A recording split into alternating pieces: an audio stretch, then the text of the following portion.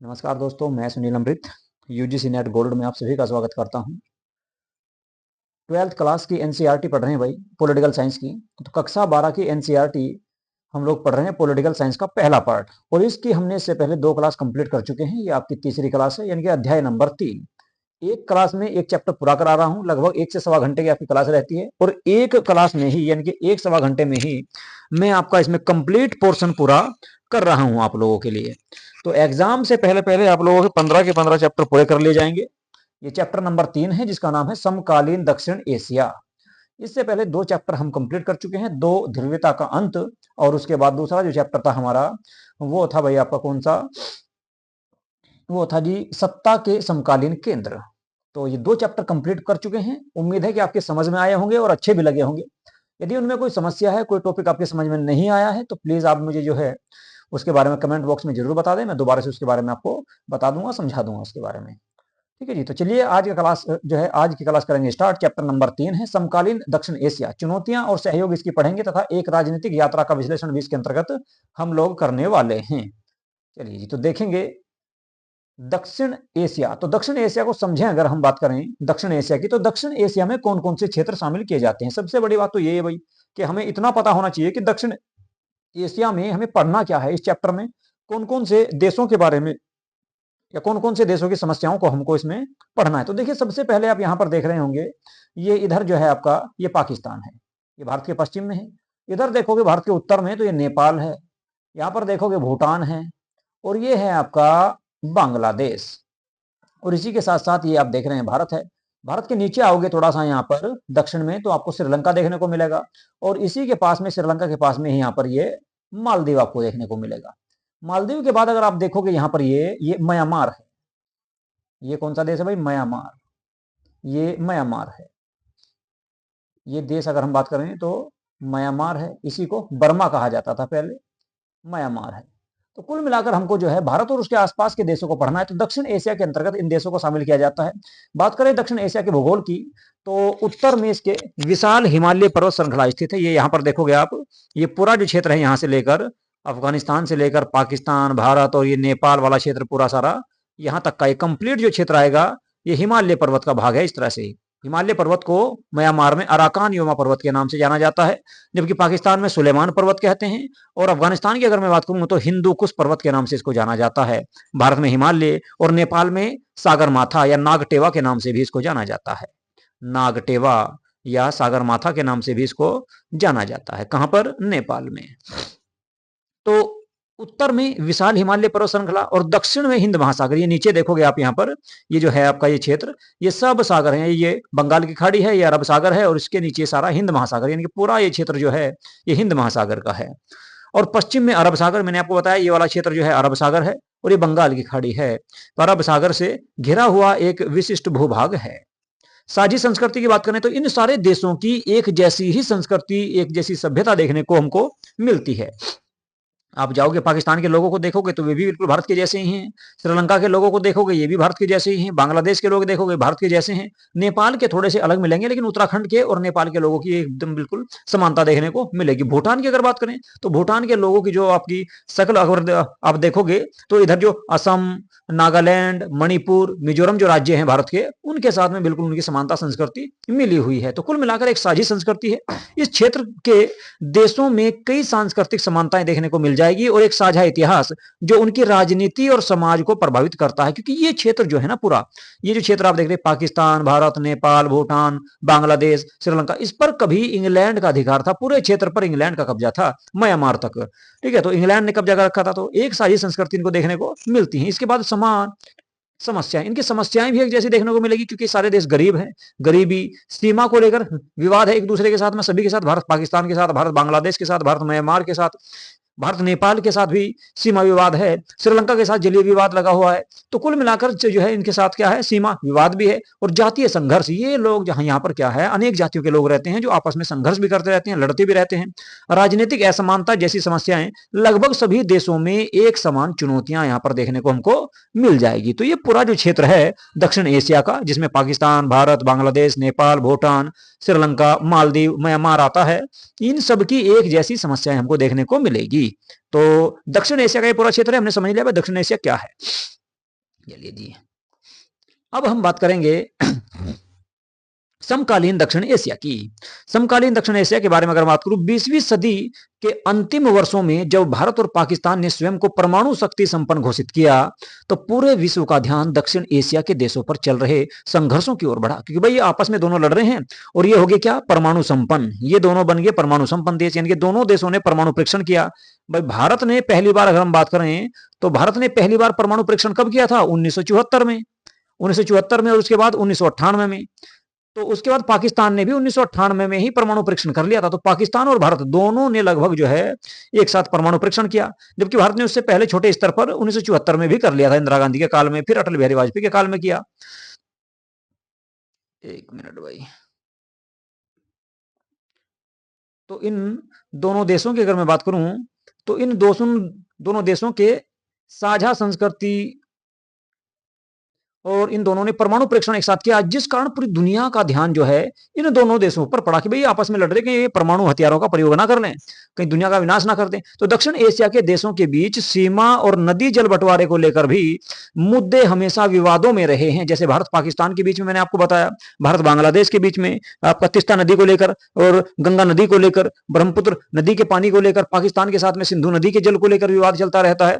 इसके अलावा इसी तरह से नेपाल के साथ भी चलता रहता है। तो दक्षिण एशियाई देशों के बीच संघर्षों की प्रकृति लगभग इन देशों की घरेलू राजनीति के ऊपर निर्भर करती है कि यहां पर कौन सत्ता में आता है। हालांकि इस क्षेत्र के देश आपसी सहयोग और पर्याप्त संसाधनों के बेहतर उपयोग से समृद्ध बन सकते हैं, लेकिन ये एक दूसरे का सहयोग नहीं करते बल्कि एक दूसरे का विरोध करते हैं। अब बात करेंगे दक्षिण एशिया की। सामान्यतः बांग्लादेश, भूटान, भारत, मालदीव की अगर हम बात करें, और नेपाल तथा पाकिस्तान के साथ साथ श्रीलंका दक्षिण एशिया का प्रयोग किया जाता है। तो ये जो देश हैं, जिनमें एक कौन सा आएगा भाई, एक तो आ जाएगा यहां पर देखने को आपको बांग्लादेश, दूसरा भूटान है, मालदीव है, भारत है, नेपाल है, पाकिस्तान है, श्रीलंका, इन सबको दक्षिण एशिया के नाम से जाना जाता है।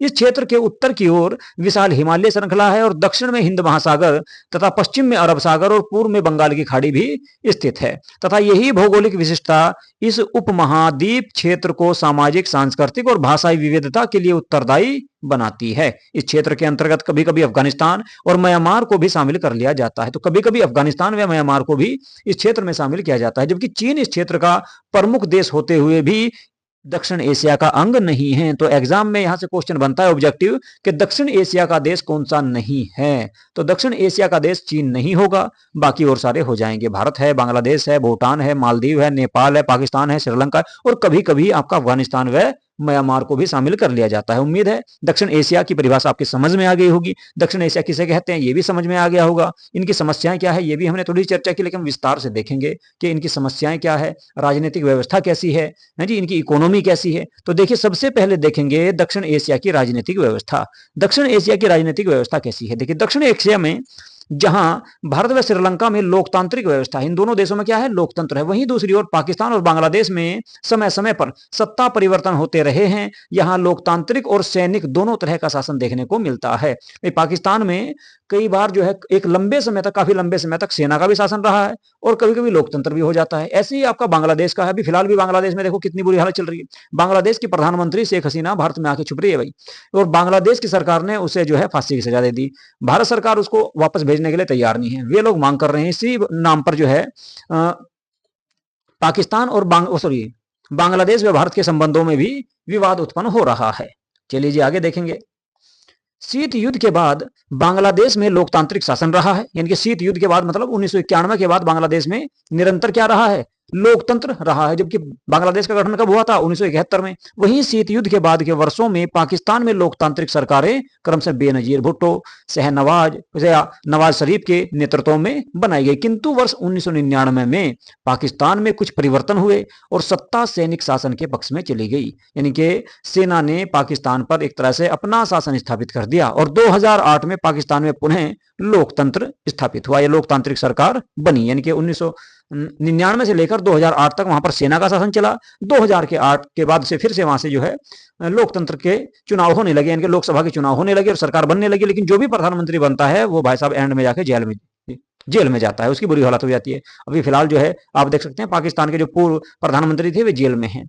नेपाल में वर्ष 2006 तक संवैधानिक राजतंत्र विद्यमान था, यानी कि 2006 तक वहां तक क्या था, संवैधानिक राजतंत्र, यानी कि एक तरह से राजतंत्र था, राजा का शासन था, किंतु वर्ष 2008 में राजतंत्र समाप्त हो गया और नेपाल एक लोकतांत्रिक गणराज्य बना। तो नेपाल को लोकतंत्र कब बना? 2008 में। उससे पहले क्या था? राजतंत्र था वहां पर। चलिए जी आगे देखेंगे। दक्षिण एशिया के दो सबसे छोटे देश भूटान और मालदीव भी ऐसे ही परिवर्तन की लहर का प्रारंभ हुआ है। वहां भी जो है सत्ता परिवर्तन होती रहती है। तो 2008 में भूटान में राजतंत्र था। 2008 तक भूटान में क्या था? राजतंत्र था, ये आपको याद रखना है। लेकिन 2008 के बाद यहाँ के राजा के नेतृत्व में भूटान बहुदलीय लोकतंत्र के रूप में उभरा, यानी कि यहाँ पर भी लोकतंत्र की स्थापना कर दी गई 2008 के बाद, ये आपको याद रखना है। इसके अलावा बात करें मालदीव की, तो मालदीव 1968 तक राजतंत्र रहा और 1968 में यहां पर भी गणतंत्र की वापसी हुई, यानी कि लोकतंत्र की वापसी हुई और शासन की अध्यक्षता जो है अध्यक्षात्मक प्रणाली को यहां पर अपनाया गया। चलिए जी, दक्षिण एशिया में लोकतंत्रीकरण की बात करते हैं थोड़ी सी। तो विभिन्न लोकतांत्रिक अनुभवों के बावजूद दक्षिण एशिया देशों के लोगों में लोकतंत्र के प्रति सकारात्मक भाव है, यानी कि लोकतंत्र के ये आपके क्या हैं कि समर्थक हैं।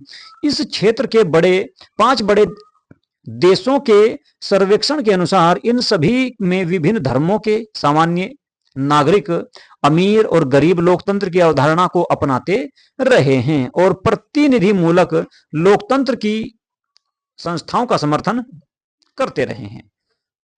यानी कि इस क्षेत्र के जो लोग हैं वे लोकतंत्र के समर्थक हैं, जिनमें अमीर गरीब वे सभी प्रकार के हैं। और ये देश, इनमें देखा जाए तो कुछ देशों की हालत ठीक है, कुछ देश जो है इनमें गरीब भी हैं। वे किसी अन्य प्रकार के प्रशासन के लिए लोकतंत्र को पसंद करते हैं और मानते हैं कि लोकतंत्र उनके देश के लिए सरकार का सबसे उपयुक्त रूप है। यह महत्वपूर्ण निष्कर्ष है कि क्योंकि पहले यह माना जाता था कि लोकतंत्र दुनिया में समृद्ध देशों के में ही फलता फूलता है। ऐसा नहीं कि भाई कि लोकतंत्र केवल अमीर देशों में होगा या जो संपन्न देश है उन्हीं में लोकतंत्र होगा। लोकतंत्र की अगर हम बात करें तो गरीब देशों में भी लोकतंत्र को स्थापित किया जा सकता है, जिसका एग्जाम्पल भारत है, बांग्लादेश है, श्रीलंका है, पाकिस्तान है, मालदीव है, नेपाल है, भूटान है।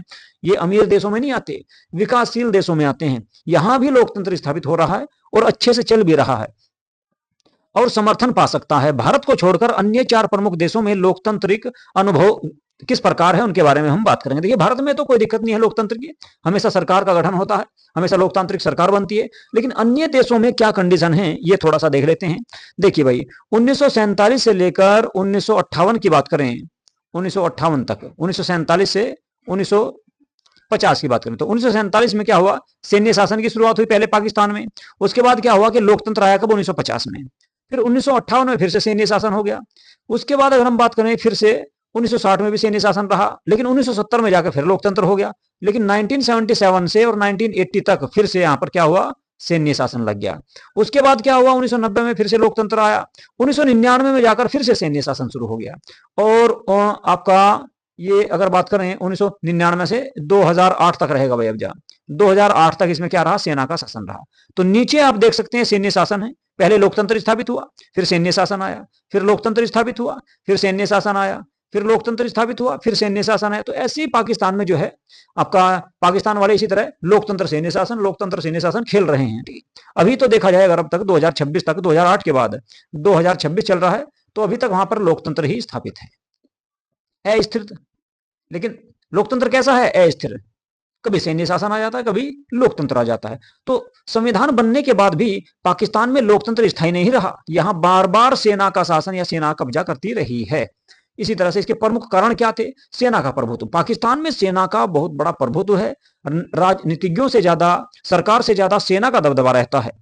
सेना का राजनीति में गहरा हस्तक्षेप है। जो सेना कमांडर होता है वो हमेशा सपने देखता रहता है कि पाकिस्तान का प्रमुख बन जाए। धर्म गुरुओं का प्रभाव है यहाँ पर, बड़े बड़े मौलवियों का, मुल्लाओं का प्रभाव है। कट्टरपंथी धार्मिक समूहों का यहाँ पर दबदबा देखने को मिलता है, जिस कारण बार बार यहाँ पर सैन्य शासन स्थापित हो जाता है। भारत के साथ तनाव, भाई भारत के साथ में निरंतर तनाव रहा पाकिस्तान का। किसको लेकर? जम्मू कश्मीर को लेकर। सबसे बड़ी समस्या जम्मू कश्मीर को लेकर है भारत पाकिस्तान के बीच में। निष्कर्ष की बात करें तो इन कारकों के कारण पाकिस्तान में लोकतंत्र की जड़ें मजबूत नहीं हो पाई। यानी कि लोकतंत्र यहां पर क्या है? डगमगा रहा है। लोकतंत्र यहां पर डगमगा रहा है।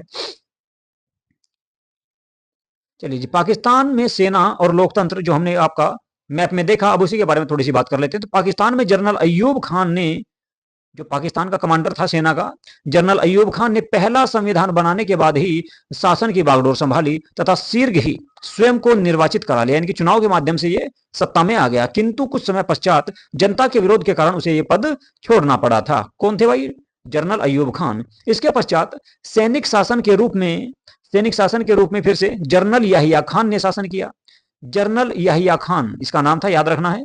जनरल याहिया खान ने शासन की बागडोर संभाली, किंतु उसके शासनकाल में 1971 में क्या हुआ कि बांग्लादेश संकट को लेकर भारत व पाकिस्तान के बीच में युद्ध हो गया, जिसमें पाकिस्तान की हार हुई और पूर्वी पाकिस्तान का पाकिस्तान के अधिपत्य से मुक्त होकर बांग्लादेश के नाम से स्वतंत्र और संप्रभु राष्ट्र के रूप में उभर गया। यानी कि कुल मिलाकर इसको भी जनता ने फिर हटाया, भाई तुमने तो जो है भारत के टुकड़े करवा, सॉरी पाकिस्तान के टुकड़े करवा दिए। पहला पूर्वी पाकिस्तान और पश्चिमी पाकिस्तान था, लेकिन इस भाई साहब ने क्या करा, इसके काल में भारत पाकिस्तान युद्ध हो गया और बांग्लादेश एक अलग देश बन गया भारत के सहयोग से।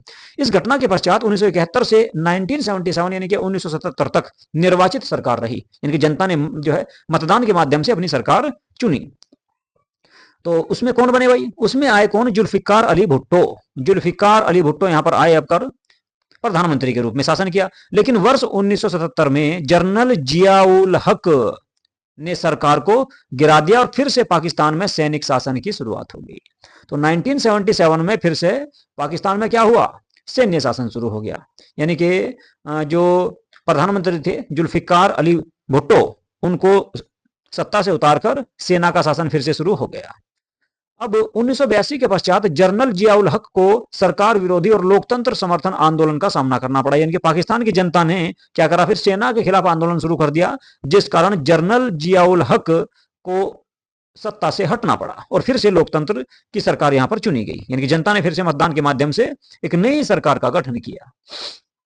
इसके परिणाम स्वरूप वर्ष 1988 में पुनः बेनजीर भुट्टो के नेतृत्व में लोकतांत्रिक सरकार बनी। कब? 1988 में। इसके पश्चात पाकिस्तान की राजनीति बेनजीर भुट्टो की पाकिस्तान पीपुल्स पार्टी और मुस्लिम लीग की आपसी प्रतिस्पर्धा के आसपास केंद्रित रही, यानी कि दोनों ने मिलजुल कर शासन किया, कभी कभी आपस में लड़ते रहे, जो 1999 तक सत्ता में बने रहे। लेकिन फिर बाद में 1999 के बाद क्या होगा? सेना का शासन शुरू होगा। तो वर्ष 1999 में फिर से पाकिस्तान में सत्ता परिवर्तन हुआ भाई, और जनरल परवेज मुशर्रफ के नेतृत्व में सेना ने प्रधानमंत्री नवाज शरीफ को पद से हटाकर सत्ता पर कब्जा कर लिया। जनरल परवेज मुशर्रफ ने स्वयं को 2001 में राष्ट्रपति निर्वाचित करा लिया और 2008 तक ये पाकिस्तान में लोकतांत्रिक तरीके से चुनी गई सरकार पर कार्य करता रहा, यानी कि कुल मिलाकर एक तरह से तानाशाह के रूप में शासन करता रहा। पाकिस्तान में लोकतंत्र का अस्थायी होने के कारण क्या थे? कभी एग्जाम में पूछ ले कि भाई पाकिस्तान में स्थायी लोकतंत्र क्यों नहीं हो पाया। मैंने पीछे भी बताया था, लेकिन अब डिटेल में देख लेते। तो पाकिस्तान में लोकतंत्र अस्थायी होने या अस्थायी रूप से न लागू होने के कारण इन्हें निम्न तथ्यों के द्वारा मैंने दिया है भाई आपके सामने। इसमें पाकिस्तान में क्या हुआ कि पाकिस्तान में एक तो सेना का प्रभुत्व रहा है, इसके अलावा धर्म गुरुओं का प्रभाव यहां पर देखने को मिलता है, बड़े बड़े मौलवी मुल्लाओं का, इसके अलावा भूस्वामी और अभिजातीय वर्ग जो अमीर वर्ग के लोग हैं उनका प्रभाव या उनका वर्चस्व हमेशा यहाँ पर देखने को मिलता है, जिन्होंने कई बार लोकतांत्रिक सरकार को गिराने एवं सैनिक शासन स्थापित करने और अपना महत्वपूर्ण योगदान दिया है, जिसका परिणाम सैनिक समर्थन समूह को अधिक मजबूत होना भी था। यानी कि ये लोग क्या करते थे? सेना को आपका समर्थन प्रदान करते थे, जिस कारण सेना ने बार बार पाकिस्तान पर कब्जा किया। इसका मुख्य कारण भारत पाकिस्तान संबंधों में तनावपूर्ण, यानी कि जो है जब भी भारत और पाकिस्तान के बीच में तनाव होता है तो यहाँ के जो लोग हैं, ये अमीर वर्ग के लोग, सेना है, धर्मगुरु हैं, ये क्या करते हैं कि सरकार को गिराकर और सैन्य शासन स्थापित यहाँ पर करा लेते हैं। लेकिन समर्थक समूह द्वारा यह तर्क दिया जाता है कि राजनीतिक दलों में स्वार्थ और लोकतंत्र में दोष है, जिससे पाकिस्तान की सुरक्षा खतरे में पड़ सकती है। अतः इस दृष्टि से सैनिक शासन ही बेहतर विकल्प माना जाता है पाकिस्तान के लोगों के द्वारा।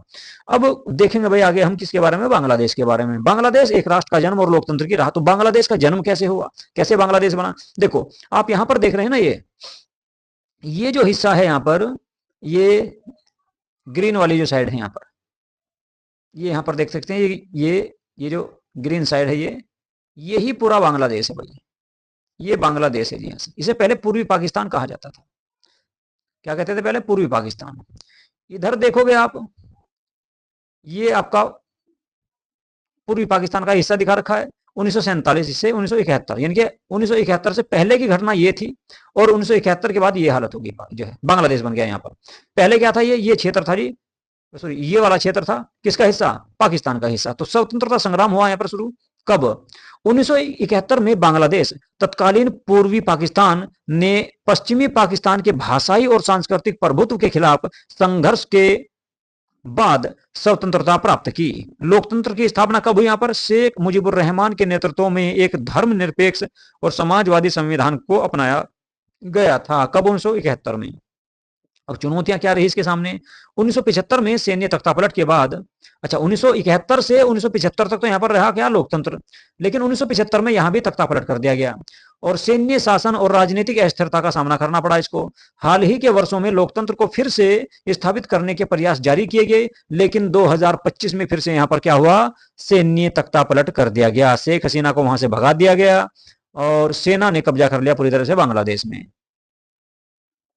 चलिए जी, तो बांग्लादेश में लोकतंत्र देखते हैं डिटेल से, मैप के माध्यम से देखा हमने ये पीछे, अब हम जो देखेंगे इसके बारे में डिटेल से पढ़ेंगे। चलिए जी, बांग्लादेश में लोकतंत्र।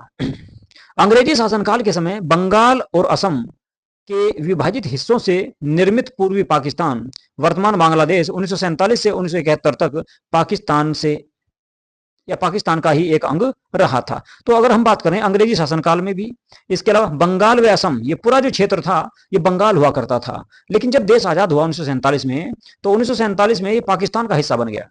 जो वर्तमान बांग्लादेश है इसको पहले क्या कहते थे, पूर्वी पाकिस्तान कहा जाता था। 1971 में ये 1971 तक ये पाकिस्तान का ही अंग रहा, लेकिन 1971 के बाद क्या हुआ कि बांग्लादेश के लोग अपने ऊपर पश्चिमी पाकिस्तान के अधिकार और उर्दू भाषा थोपे जाने और बंगाली संस्कृति व भाषा के साथ किए जा रहे दुर्व्यवहार के खिलाफ थे। इन लोगों का यह कहना था कि भाई हम पे जो है उर्दू भाषा थोपी जा रही है, जबकि हमारी भाषा है बंगाली, हमारी संस्कृति बंगाली है। तो ये अपने आप को अलग, उनसे अलग थलग रखने लगे, अलग जो है और अलग देश की मांग ये करने लगे। इस क्षेत्र की जनता ने राजनीतिक सत्ता में हिस्सेदारी और प्रशासन में अपने न्यायोचित प्रभुत्व या प्रतिनिधित्व की भी मांग उठाई। इन सभी कारणों से वहां के लोगों ने पूर्वी पाकिस्तान की आपकी स्वायत्तता हेतु पश्चिमी पाकिस्तान के विरुद्ध शेख मुजीबुर रहमान के नेतृत्व में जन आंदोलन किया। तो जनता ने आंदोलन कर दिया किसके नेतृत्व में, शेख मुजीबुर रहमान के, अपने आप को पाकिस्तान से अलग होने के लिए। चलिए जी आगे देखेंगे। स्वतंत्र राष्ट्र के रूप में बांग्लादेश का उदय कब हुआ इसके बारे में देखेंगे। तो 1970 में शेख मुजीबुर रहमान के नेतृत्व वाली आवामी लीग, जो पूर्वी पाकिस्तान की एक पार्टी थी, को पूर्वी पाकिस्तान की सभी सीटों पर, यानी कि टोटल बांग्लादेश के क्षेत्र में, टोटल जो पूर्वी पाकिस्तान का क्षेत्र था उसमें जितनी सीटें थी सब पर इसको जीत हासिल हुई। किंतु सरकार पर पश्चिमी पाकिस्तान का वर्चस्व होने के कारण शेख मुजीबुर रहमान को गिरफ्तार कर लिया गया, यानी कि उसे प्रधानमंत्री नहीं बनाया। जब वो वहां पर गया पश्चिमी पाकिस्तान में, तो पाकिस्तान वालों ने उसे गिरफ्तार कर लिया। बंगाली जनता के आंदोलन को पश्चिमी सेना, जो जनरल याहिया खान के सैनिक शासन के अधीन थी, ने दबाने का प्रयास किया, उनको रोकने का प्रयास किया। इस कारण पूर्वी पाकिस्तान से बड़ी संख्या में लोग पलायन कर गए, किधर को, भारत की ओर भागे। जब ये लोग भारत में आ गए तो भारत ने इनको शरण दी। इन शरणार्थियों को संभालना भारत के लिए एक बहुत बड़ी समस्या बन गई। उस समय इंदिरा गांधी भारत की प्रधानमंत्री थी। अब भाई उन्होंने सोचा भाई इनका करें क्या, इनको खाना कहां से खुआएं, इनको रहने के लिए कपड़े कहां से दे, सर्दियों का मौसम था। तो भारत ने पूर्वी पाकिस्तान के लोगों की मांग का समर्थन किया। भारत ने कहा भाई ये अलग देश की मांग कर रहे हैं तो इनको अलग देश दे दिया जाए और इन्हें अपने देश में भेजो, जो हमारे देश में भाग के आगे, तथा उन्हें सैन्य और वित्तीय सहायता प्रदान की। भारत ने क्या करा, सैनिक सहायता भी दी और पैसा भी दिया, जिसके परिणाम स्वरूप 1971 में भारत पाकिस्तान के बीच में युद्ध हुआ। युद्ध का अंत पाकिस्तान की सेना के पूर्वी पाकिस्तान में आत्मसमर्पण के साथ हुआ। यानी कि पूर्वी पाकिस्तान में जो सेना भेजी थी पश्चिमी पाकिस्तान ने, उसने भारत की सेना के सामने क्या कर दिया, आत्मसमर्पण कर दिया, जिस कारण भारत ने उन्हें गिरफ्तार कर लिया और एक समझौता हुआ जिसे हम जो है शिमला समझौते के नाम से जानते हैं भाई, जिससे बांग्लादेश के रूप में एक नए राष्ट्र का उदय हुआ, एक नया देश बना। भारत ने शर्त रखी भाई इसको अलग देश का दर्जा देना पड़ेगा, तो पाकिस्तान ने ये शर्त मानी। उसके बाद पाकिस्तान के सैनिकों को छोड़ा गया। बांग्लादेश में आंतरिक संघर्ष की बात करेंगे अब। बांग्लादेश ने अपने संविधान का निर्माण किया और स्वयं को धर्मनिरपेक्ष लोकतांत्रिक समाजवादी राष्ट्र के रूप में घोषित किया, किंतु शेख मुजीबुर रहमान ने वर्ष 1975 में संविधान में संशोधन करवाया और देश में संसदीय शासन के स्थान पर अध्यक्षात्मक शासन प्रणाली को अपनाया। अध्यक्षात्मक शासन प्रणाली में राष्ट्रपति की पावर ज्यादा होती है तथा अपनी पार्टी आवामी लीग के अतिरिक्त सभी पार्टियों को समाप्त कर दिया। यानी कि एक तरह से इसने तानाशाह के रूप में काम करना चाहा। जितनी भी लोकतांत्रिक पार्टियां थी उन सबको तो कर दे समाप्त, और अपनी जो पार्टी थी आवामी लीग, बस इसे छोड़ दिया। यानी कि एक दल रह गया जो तनाव और संघर्ष का मुख्य कारण बना। अब जनता इसके खिलाफ होगी। जनता ने कहा भाई एक पार्टी रह जाएगी तो फिर तो इसी की सत्ता आती रहेगी बार बार। बांग्लादेश में आवामी लीग के अतिरिक्त सभी पार्टियों की समाप्ति के कारण आंतरिक संघर्ष उत्पन्न हुए, जिन्हें निम्नलिखित तथ्यों के द्वारा समझाया जा सकता है या समझा जा सकता है। वर्ष 1975 में सेना ने शेख मुजीबुर रहमान के खिलाफ विद्रोह कर दिया। इनकी सेना ने ही शेख मुजीबुर रहमान जो अपने देश का राष्ट्रपति था उसके खिलाफ विद्रोह कर दिया। इस विद्रोह में शेख मुजीबुर रहमान की हत्या कर दी गई। इस घटना के पश्चात जियाउर रहमान बांग्लादेश का नया सैन्य शासक बना। यानी कि कुल मिलाकर सेना का शासन शुरू हो गया 1975 में। इस सैन्य शासन ने बांग्लादेश नेशनल पार्टी का गठन किया और वर्ष 1979 में हुए चुनावों में यह पार्टी जीत गई। यानी कि फिर से लोकतंत्र स्थापित कब किया गया? 1979 में। जियाउर रहमान की हत्या के पश्चात, जियाउर रहमान की भी हत्या कर दी बाद में, और इसके पश्चात जनरल एच.एम. इरशाद ने सैन्य शासन के रूप में सत्ता संभाली। यानी कि इसने भी जो है सेना के कमांडर के रूप में बांग्लादेश की सत्ता संभाली। नाम था जियाउर रहमान। जियाउर रहमान की हत्या के बाद जनरल इरशाद ने भाई सत्ता संभाली, जिसे एच.एम. इरशाद के नाम से भी जाना जाता है। जनरल इरशाद 5 वर्षों के लिए राष्ट्रपति के रूप में निर्वाचित हुए, किंतु जनता के विरोध स्वरूप 1990 में उन्हें राष्ट्रपति पद से त्याग पत्र देना पड़ा। यानी कि उनको भी सत्ता से हटा दिया गया। इसके बाद वर्ष 1991 में हुए चुनाव के पश्चात बांग्लादेश अब तक बहुदलीय चुनावों पर आधारित प्रतिनिधि मूलक लोकतंत्र की व्यवस्था बनी हुई है। यानी कि कुल मिलाकर 1991 से लेकर और 2025 तक वहां पर लोकतंत्र स्थापित रहा। लेकिन बहुदलीय का मतलब है कि गठबंधन की सरकार बनती है, वहां पर कई पार्टियों के द्वारा मिलकर सरकार का गठन किया जाता है। लेकिन 2025 में क्या हुआ? फिर से जनता ने जो है तख्ता पलट कर दिया और वहां की प्रधानमंत्री को भाग कराना पड़ा भारत में मोदी जी के पास। वे सुरक्षित हैं, मोदी जी उसे भेजने को तैयार है नहीं भाई। जितनी भी मुस्लिम कंट्रियां हैं, तुम देखोगे पाकिस्तान में, बांग्लादेश में, अफगानिस्तान में, ईरान में, इराक में, सब में हलचल मची हुई है। सब में जो है वहां की जनता विद्रोह कर रही है और अपनी सरकार को मारती है। अब बात करेंगे भाई नेपाल की। नेपाल को देख लो जी। नेपाल राजतंत्र से लोकतांत्रिक गणराज्य तक का सफर कैसा हमारा रहा, कैसा इस तरह से जो है गणराज्य ये बना। यानी कि लोकतंत्र से राजतंत्र से लोकतंत्र कैसे बना ये, चलो ये देखते हैं। संवैधानिक राजतंत्र रहा, यहाँ पर त्रिगुट संघर्ष भी हुए और लोकतांत्रिक गणराज्य भी रहा। फिलहाल भी यहाँ पर जो है विद्रोह हुआ था अभी थोड़े दिन पहले, यानी कि 2025 में नवंबर के आसपास यहाँ पर भी तख्ता पलट कर दिया गया।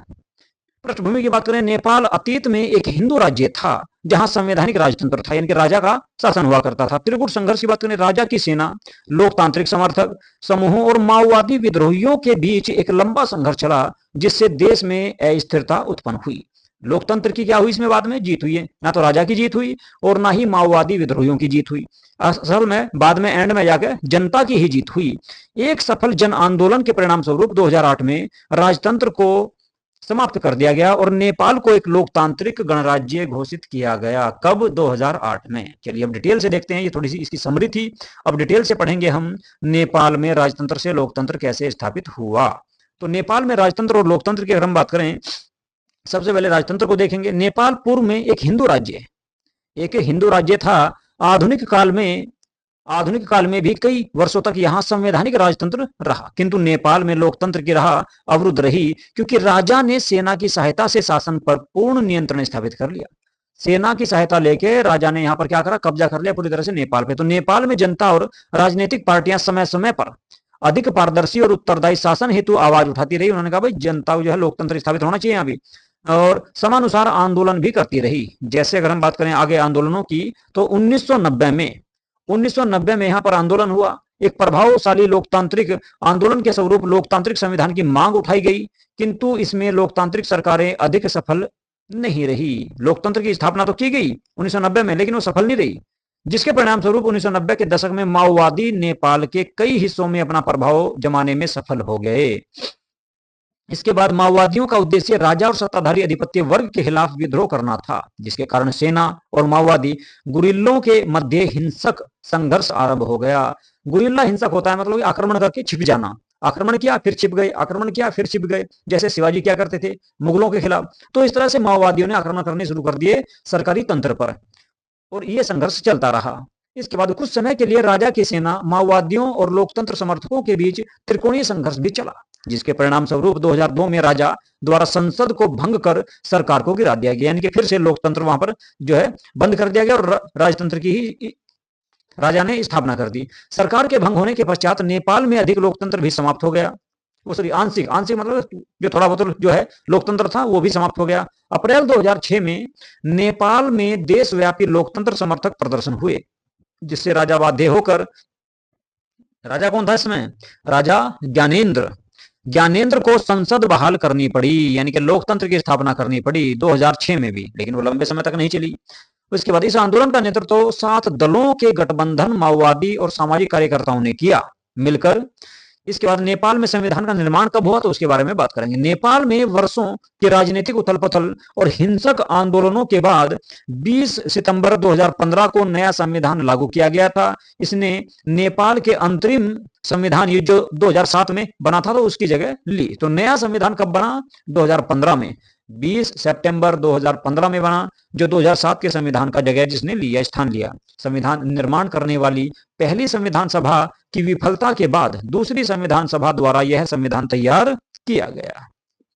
अब देखो इन देशों में कितना उथल पुथल चल रहा था, पाकिस्तान में, बांग्लादेश में, नेपाल में। अब बात करते हैं श्रीलंका की। श्रीलंका भी कम नहीं है भाई, श्रीलंका में यही हालत रही।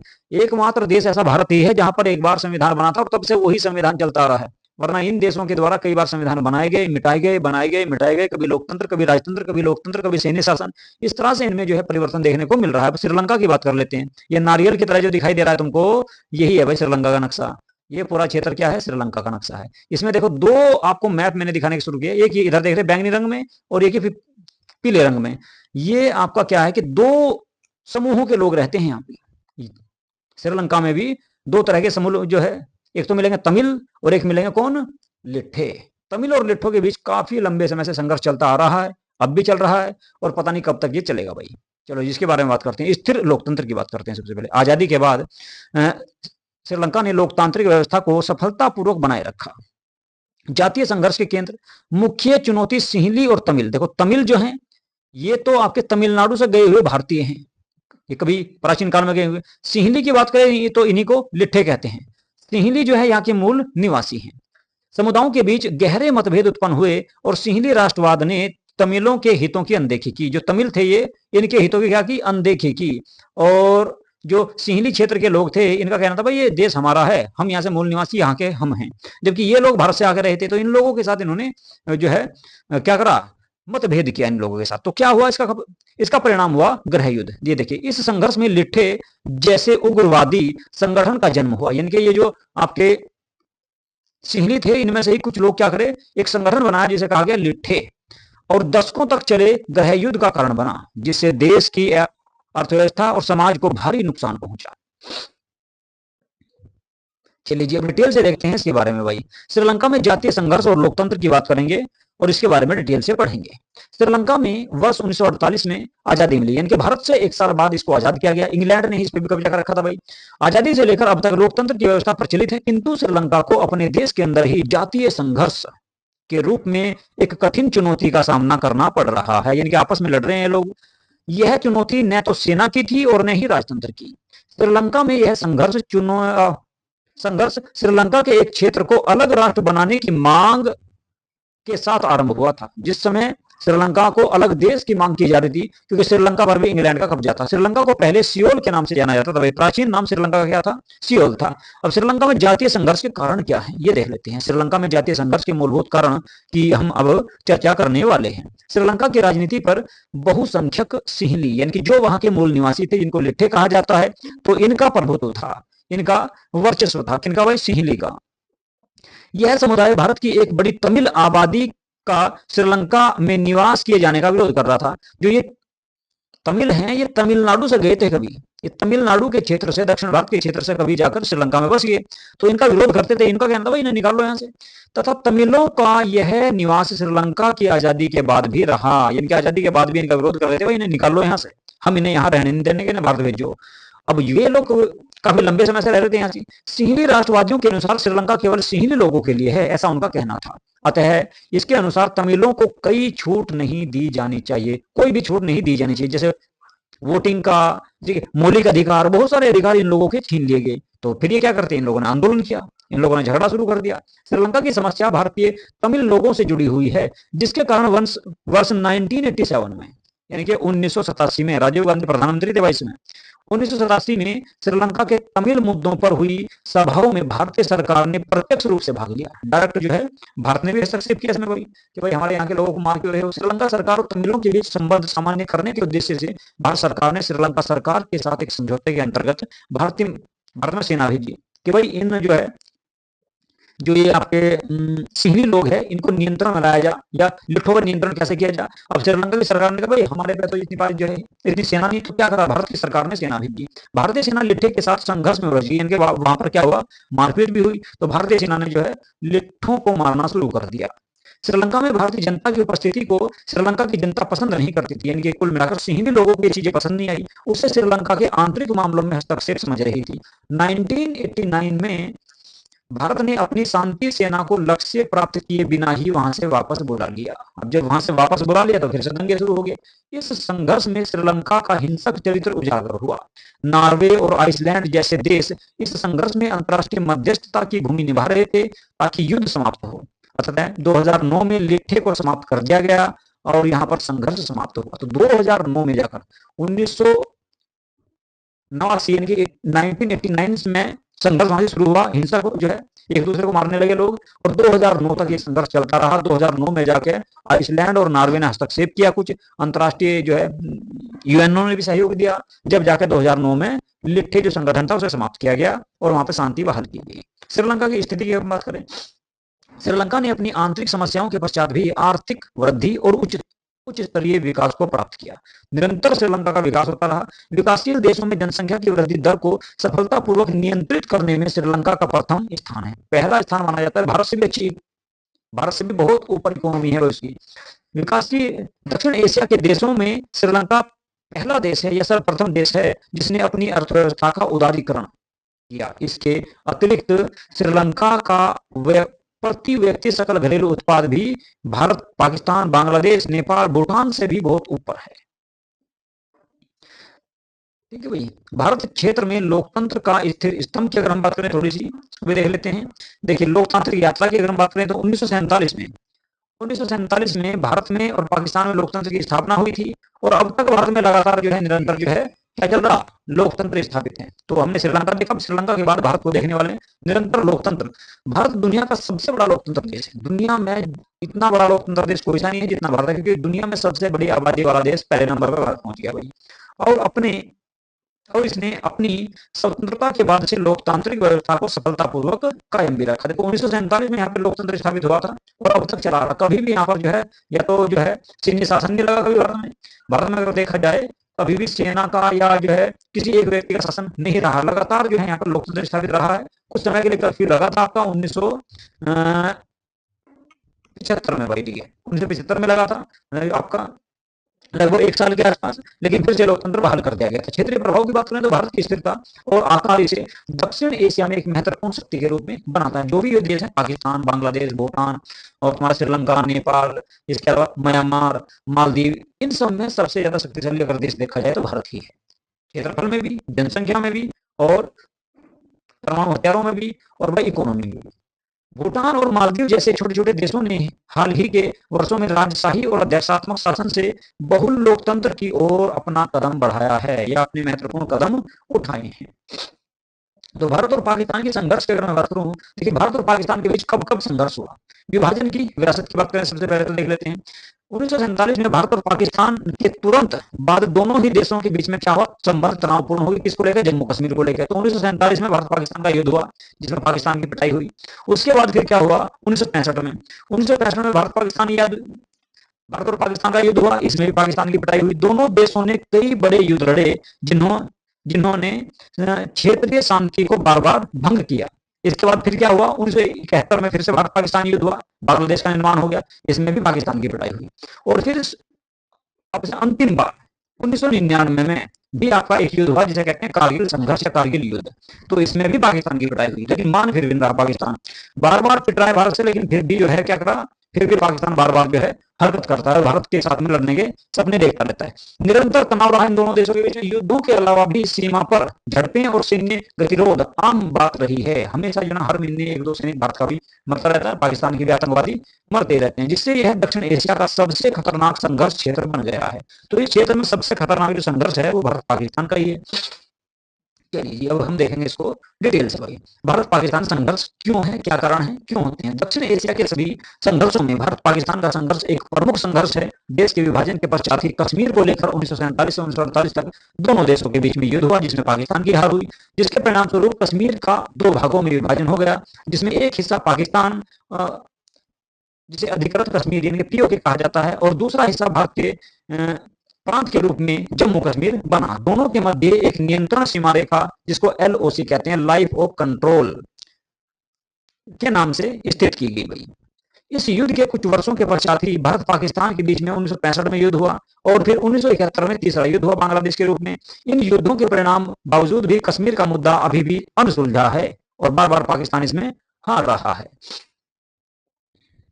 भारत पाकिस्तान के मध्य तनाव के क्या कारण है भाई? भारत और पाकिस्तान के मध्य सियाचिन ग्लेशियर को लेकर, इसके अलावा हथियारों की होड़ को लेकर, हथियार बनाने को लेकर प्रतिस्पर्धा चलती रहती है, और सामरिक महत्व के मुद्दों पर हमेशा तनाव की स्थिति बनी रहती है। इसके अलावा और क्या है? दोनों देशों ने परमाणु हथियार और इन परमाणु हथियारों को एक दूसरे पर हमला करने वाली क्षमता वाली मिसाइल 1990 के दशक में हासिल की। दोनों एक दूसरे पर हमला करने के लिए हथियार बनाते रहते हैं। इससे दोनों देशों के मध्य हथियारों को लेकर प्रतिस्पर्धा बढ़ी। 1998 में भारत और पाकिस्तान ने परमाणु परीक्षण किए, जिसमें भारत ने जहां पोखरण में तो कुछ ही दिन बाद पाकिस्तान ने चगाई पहाड़ी पर परमाणु परीक्षण किया था। कब? चगाई पहाड़ी पर। कब किया? 1998 में ही। तो भारत के बाद पाकिस्तान ने भी परमाणु परीक्षण कर लिया, वो भी परमाणु संपन्न देश बन गया। इसके बाद इसके पश्चात ऐसा प्रतीत होता है कि भारत और पाकिस्तान एक सैन्य संबंध में बंध चुके हैं और दोनों के बीच सर्वव्यापी युद्ध छिड़ने की संभावना कम हो गई है। लेकिन अब हाल फिलहाल में देखा जाए 1999 के बाद में कोई ऐसी घटना देखने को नहीं मिलती कि भाई आपस में इन दोनों के युद्ध होंगे। विवाद के मुद्दे या तनाव के मुद्दे क्या हैं भारत पाकिस्तान के बीच?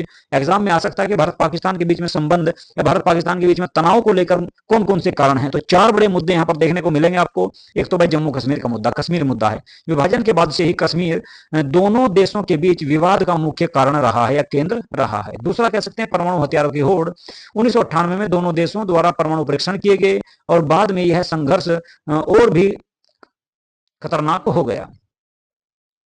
इसके अलावा तीसरा क्या है? सीमा पार आतंकवाद। भारत में हमेशा आतंकवादी भेजे जाते हैं पाकिस्तान के द्वारा। भारत पाकिस्तान व कश्मीर में आतंकवादियों को समर्थन देने और अपनी धरती से भारत विरोधी गतिविधियों को बढ़ावा देने का आरोप लगाता रहता है हमेशा। इसके अलावा दूसरा क्या है? चौथा क्या है? नदी जल विवाद। नदी के जल को लेकर भी इन दोनों देशों के बीच में विवाद है। सिंधु नदी प्रणाली के जल के बंटवारे को लेकर भी दोनों देशों के बीच में समय समय पर मतभेद उत्पन्न होता रहता है। इसी को लेकर 1960 में विश्व बैंक ने एक आपका समझौता करवाया था भारत पाकिस्तान के बीच में, सिंधु नदी जल समझौता। एग्जाम में आ जाता है, ऑब्जेक्टिव क्वेश्चन पूछ लेता है कब हुआ था ये। अब भारत की केंद्रीय भूमि का अगर पड़ोसी देशों के बारे में देखें तो क्या रही है भारत की केंद्रीय भूमिका? क्योंकि भारत जो है सेंटर में है। इधर अगर हम देखेंगे तो एक तरफ इसमें पाकिस्तान है। देखिए यहाँ पर अगर हम ये व्हाइट वाला जो दिखा गया है, देखिए ये तो बीच में आप जानते हैं कि भारत है भाई। ये तो हो गया जी भारत हमारा। ठीक है, ये तो भारत है, ये भारत हो गया। इधर देखें तो पाकिस्तान है, इधर देखें ये नेपाल है, और यहाँ पर देखोगे ये भूटान है। इसके नीचे देखोगे यहाँ पर ये आपका कौन सा है भाई? बांग्लादेश है। ये बांग्लादेश है जी। अच्छा, और नीचे आ जाओगे यहाँ पे श्रीलंका। ये है जी श्रीलंका। तो भारत क्या है कि सेंटर में है, यानी कि केंद्र में है, केंद्रीय भूमिका। पड़ोसी देशों के साथ में भारत के संबंध कैसे? तो विश्लेषण कर लेते हैं। भौगोलिक और आर्थिक केंद्र। दक्षिण एशिया के केंद्र में स्थित होने और सबसे बड़ी अर्थव्यवस्था होने के कारण भारत का अपने पड़ोसी देशों के साथ संबंधों का सीधा असर पूरे क्षेत्र में शांति और समृद्धि पर पड़ता है। विविध संबंध, सहयोग। बांग्लादेश, नेपाल जैसे देशों के साथ भारत के गहरे सांस्कृतिक और आर्थिक संबंध, जिनके भारत नेपाल को भी सहायता करता है, भूटान को भी सहायता करता है, बांग्लादेश को भी सहायता करता है, श्रीलंका को भी सहायता करता है। और पाकिस्तान सहायता के लायक है नहीं, इसलिए पाकिस्तान को करते नहीं। अगर पाकिस्तान सहायता के लायक होता तो उसको भी करते भाई। मतभेद की बात करें, नदी जल बंटवारे और सीमा विवाद को लेकर इन देशों के साथ भी, नेपाल के साथ, बांग्लादेश के साथ भी सीमा को लेकर विवाद होते रहते हैं, लेकिन ज्यादा व्यारोप नहीं है। मामलों में हस्तक्षेप, आरोपों को लेकर इन देशों के बीच भी थोड़े बहुत मतभेद देखने को मिलते हैं। निष्कर्ष की बात करें तो भारत अपने पड़ोसी देशों के साथ एक स्थिर और सहयोगात्मक संबंध दक्षिण एशिया में सफल भविष्य के लिए अनिवार्य है, क्योंकि जो है भारत इस क्षेत्र का सबसे बड़ा देश माना जाता है, माना क्या है ही। भारत और उसके पड़ोसी देशों के बारे में थोड़ी सी बात करेंगे डिटेल से। भारत और बांग्लादेश के बारे में वैसे तो हम पीछे पढ़ ही चुके हैं, लेकिन हम थोड़ा डिटेल से देख लेते हैं। भारत और बांग्लादेश के मध्य गंगा ब्रह्मपुत्र नदी जल विभाजन और बांग्लादेश से भारत में अवैध प्रवास जैसे कई मतभेदों पर विवाद है। तो भारत और बांग्लादेश के बीच क्या विवाद है? गंगा नदी के जल को लेकर, ब्रह्मपुत्र नदी के जल को लेकर, और एक नदी और जोड़ सकते हैं आप इसमें, तीस्ता नदी के जल को लेकर भी भारत बांग्लादेश के बीच में विवाद चलता रहता है। दूसरा क्या है? अवैध प्रवासी, बांग्लादेश के लोग अवैध रूप से भारत में एंटर कर जाते हैं भाई, उनका विवाद है। इन विवादों के कारणों को निम्नलिखित प्रकार से व्यक्त किया जा सकता है। कैसे करोगे? देखो, भारत विरोधी इस्लामी कट्टरपंथियों को समर्थन देने और भारतीय सेना को अपने क्षेत्र से होकर पूर्वोत्तर भारत में न जाने देने के कारण भी विवाद है। तो बांग्लादेश जो है भारतीय सैनिकों को पूर्वोत्तर भारत के क्षेत्र में जाने से रोकता था, ये इस चीज को लेकर विवाद हुआ था। इसके बाद बांग्लादेश सरकार द्वारा भारत को प्राकृतिक गैस निर्यात करने से इनकार करना। भारत सरकार द्वारा जो सॉरी बांग्लादेश की जो सरकार है वो भारत को प्राकृतिक गैस बेचने से मना करती है। इसके अतिरिक्त भारत द्वारा म्यांमार को बांग्लादेश से होकर प्राकृतिक गैस का निर्यात बांग्लादेश द्वारा न करने देना, यानी कि हम जो है म्यांमार को प्राकृतिक गैस देना चाहते हैं, कहां से? बांग्लादेश से होके जागी भाई पाइपलाइन, लेकिन वो क्या करता है? इसको मना करता है। ऐसे मुद्दों से भारत क्या है कि असंतुष्ट है बांग्लादेश से। बांग्लादेश सरकार द्वारा नदी में हिस्सेदारी के मुद्दे पर भारत पर मनमानी करने का आरोप लगाता रहता है हमेशा। ये भी कारण है। भारत की सरकार पर चटगांव पर्वतीय क्षेत्र में विद्रोह को उकसाने, प्राकृतिक गैस में सेंधमारी करने तथा व्यापार में अपारदर्शिता जैसे आरोप बांग्लादेश द्वारा लगाए जाते हैं भारत पे, जो भारत के प्रति बांग्लादेश के असंतोष का मुख्य कारण है, जिसके कारण दोनों देशों के बीच में कुछ विवाद बने हुए हैं। उपरोक्त मतभेदों के पश्चात भी भारत और बांग्लादेश के बीच में आपसी सहयोग जारी है। विगत 20 वर्षों में दोनों देशों के मध्य आर्थिक संबंध सबसे अधिक मजबूत हुए हैं, लेकिन 2025 से अगर देखा जाए फिर से संबंध भारत और बांग्लादेश के बीच में खराब हो चुके हैं भाई, क्योंकि भारत के प्रधानमंत्री पाकिस्तान की प्रधानमंत्री शेख हसीना भारत में है और बांग्लादेश की सरकार उसकी मांग कर रही है, लेकिन सरकार उसको भेजने को तैयार नहीं है, जिस कारण दोनों देशों के बीच में फिर से व्यापारिक संबंध पूरी तरह से प्रतिबंधित हो रहे हैं। तो ये था बांग्लादेश के साथ। अब हम बात करेंगे भारत और नेपाल के बीच में क्या विवाद है भाई। भारत और नेपाल के बीच में मधुर संबंध है तथा दोनों देशों के नागरिक एक दूसरे के देश में बिना पासपोर्ट बिना वीजा के आना जाना करते हैं, अन्य कार्य कर सकते हैं। किंतु इतने गहरे संबंध होते हुए भी दोनों देशों के बीच व्यापार संबंधों को लेकर पूर्व में तनाव उत्पन्न हुए। भारत और नेपाल के बीच में तनाव के मुद्दे कौन कौन से हैं उनको देख लेते हैं। भारत सरकार नेपाल चीन मैत्री संबंधों को लेकर तथा नेपाल सरकार भारत विरोधी तत्वों के खिलाफ कार्यवाही न किए जाने को लेकर परस्पर सहमत नहीं है, क्योंकि नेपाल चीन के साथ भी व्यापार करता है तो उससे भारत को दिक्कत होती है। दूसरा फिर क्या होता है कि नेपाल के माध्यम से भारत में बहुत सारे अनावश्यक रूप से लोग आते हैं और वहां पर नेपाल में क्या है कि भारत के विरोधी जो तत्व है, भारत का जो विरोध करते हैं, कुछ ऐसे लोग नेपाल उनको पनाह देता है। तो इस बात को लेकर भी भारत पाकिस्तान के बीच में विवाद है। नेपाल में चल रहा माओवादी आंदोलन भारतीय सुरक्षा एजेंसियों के अनुसार भारत के लिए खतरा है, क्योंकि भारत में पहले से ही नक्सलवादी समस्या बिहार से लेकर आंध्र प्रदेश विभिन्न क्षेत्रों में भयानक रूप से फैली हुई है। तो नेपाल के माध्यम से ये माओवादी पहले तो बांग्लादेश में सॉरी पहले तो बिहार में एंटर करते हैं, एंटर के बाद बिहार के बाद फिर झारखंड और इसके बाद छत्तीसगढ़ और आंध्र प्रदेश तक ये फैले हुए हैं माओवादी, जिनको कहा जाता है नक्सलवादी, जिन्हें भारत में कहते हैं। तो ये माओवादियों की ही नस्ल है जो नक्सलवादी हैं भारत में। आपके तमिलनाडु, श्रीलंका, सॉरी तमिलनाडु, छत्तीसगढ़, झारखंड, बिहार वाले क्षेत्र में, तो ये सब जो है माओवादियों के ही एक रूप देखने को मिलता है। तो ये भी समस्या का जो है मुद्दा है। भारत सरकार पर नेपाल के अंदरूनी मुद्दों में हस्तक्षेप करने और नेपाल में नदी जल और पन बिजली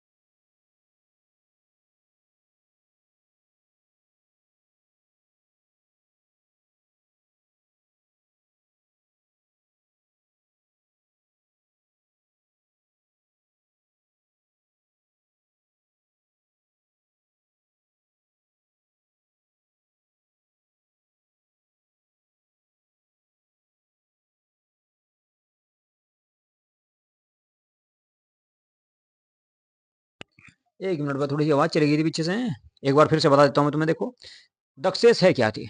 दक्षेस जो है इन 8 देशों का समूह है, अफगानिस्तान, बांग्लादेश, भूटान, भारत, नेपाल और पाकिस्तान के साथ साथ श्रीलंका। तो इन देशों का एक संगठन है, ये एक समूह है जिसे बोलते हैं आपका क्या, एशियाई देश। इन सबको एशियाई देश कहते हैं और इन्हीं ने एक संगठन बनाया जिसे 1985 में जिसकी स्थापना की गई, दक्षिण एशियाई क्षेत्रीय सहयोग संगठन। इसी को सार्क या दक्षेस के नाम से जाना जाता है। उद्देश्य की बताई मैंने आपको, आपसी सहयोग के माध्यम से दक्षिण एशिया के लोगों के कल्याण को बढ़ावा देना, क्षेत्र में आर्थिक विकास, सामाजिक प्रगति और सांस्कृतिक विकास में तेजी लाना, सदस्य देशों के बीच सामूहिक आत्मनिर्भरता को मजबूत करना, ये इसका उद्देश्य था।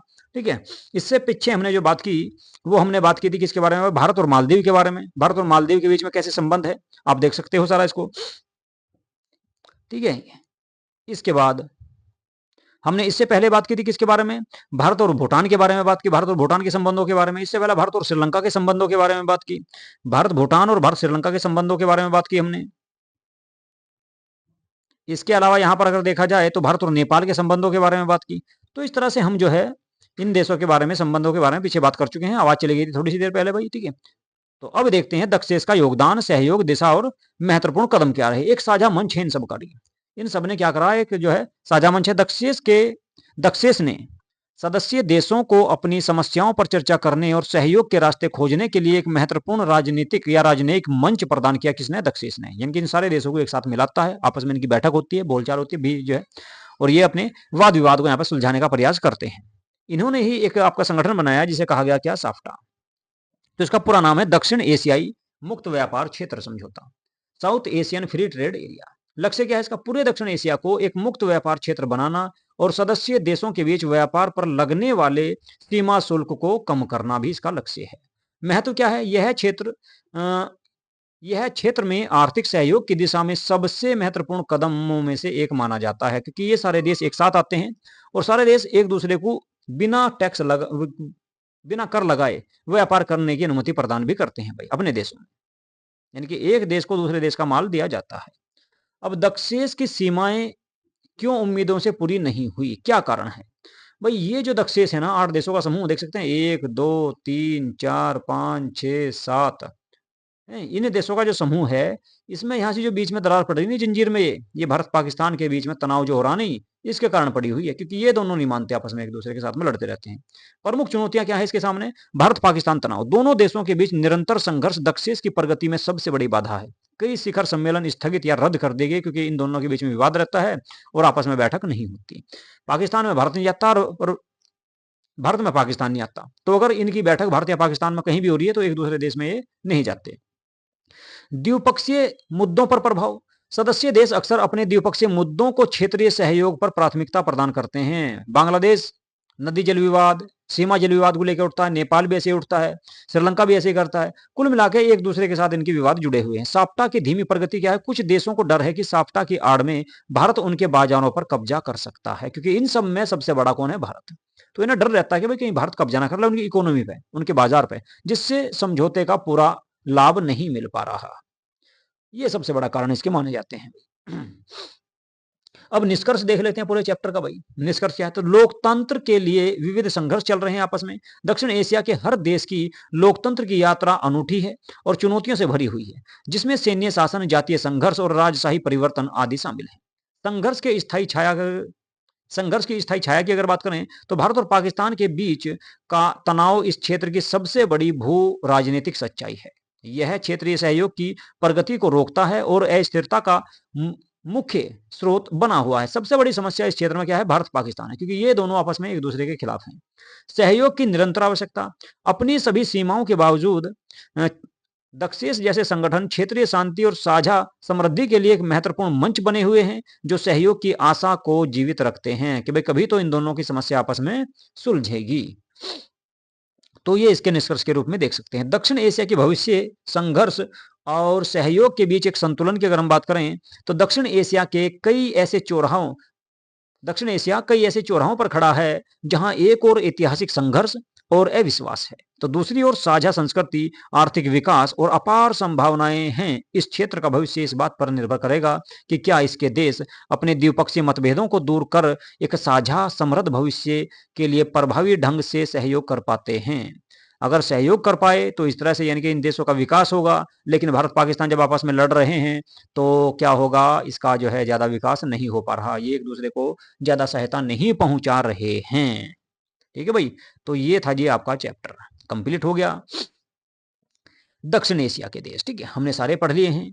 ठीक है, समकालीन दक्षिण एशिया, तो चैप्टर नंबर 3 आपका कंप्लीट हो चुका है। ये क्लास आपको कैसी लगी इसके बारे में जरूर बताएं। यदि कोई टॉपिक आपके समझ में नहीं आ रहा तो कमेंट बॉक्स में मुझे जरूर बता दें, मैं उसके बारे में मैं आपको दोबारा जरूर समझाऊंगा भाई, उसके बारे में बताऊंगा, या तो कमेंट बॉक्स में ही बता दूंगा या फिर आपका जो है क्लास में उसके बारे में बताऊंगा आपको। ठीक है, और यदि आप लोगों ने हमारा यूट्यूब चैनल सब्सक्राइब नहीं किया है तो हमारे यूट्यूब चैनल को सब्सक्राइब से कर लें, वीडियो को लाइक तथा शेयर भी जरूर कर दिया करो। अगला चैप्टर जो है कल आपको देखने को मिल जाएगा। तो चौथा चैप्टर अंतर्राष्ट्रीय संगठन है, उसके बारे में बात करेंगे, मोस्ट इंपोर्टेंट है, अक्सर वहां से क्वेश्चन आपको देखने को मिलते हैं। जो मैं आपको पढ़ा रहा हूं यहाँ पर, ये मान लो कि 12th के जो एग्जाम होंगे आपके, 12th बोर्ड के एग्जाम, सीबीएसई के भी और यूपी बोर्ड, इसके अलावा एमपी, हरियाणा, राजस्थान बोर्ड, जो भी बोर्ड है जिसमें एनसीईआरटी की बुकें लगी हुई हैं, सबके लिए महत्वपूर्ण है। और यहाँ से मान लो कि लगभग 80 नंबर का पेपर आएगा आपका, और 70 प्लस नंबर का ही यहाँ से देखने को आपको मिलेगा। आप देख सकते हैं पिछले सालों के पेपर उठाकर भी, आप अपने जो है आपके जो प्री बोर्ड के एग्जाम चल रहे हैं उनमें भी, तो यहीं से आपको क्वेश्चन देखने को मिलेंगे। ठीक है भाई, चलिए जी, तो यहीं पे, और इसके अलावा जो कंपटीशन के एग्जाम होते हैं उनके लिए भी ये क्लासें बहुत महत्वपूर्ण हैं, क्योंकि 12th की एनसीईआरटी पढ़ने की सलाह दी जाती है। तो जो यूजीसी नेट से पॉलिटी की तैयारी कर रहे हैं उनके लिए क्लास बहुत ज़्यादा मोस्ट इंपॉर्टेंट है, अति महत्वपूर्ण है। यहाँ से अक्सर जो है यूजीसी नेट में एग्जाम में क्वेश्चन आपको देखने को मिलेंगे। चलिए करता हूँ ये पे क्लास को समाप्त। नमस्कार।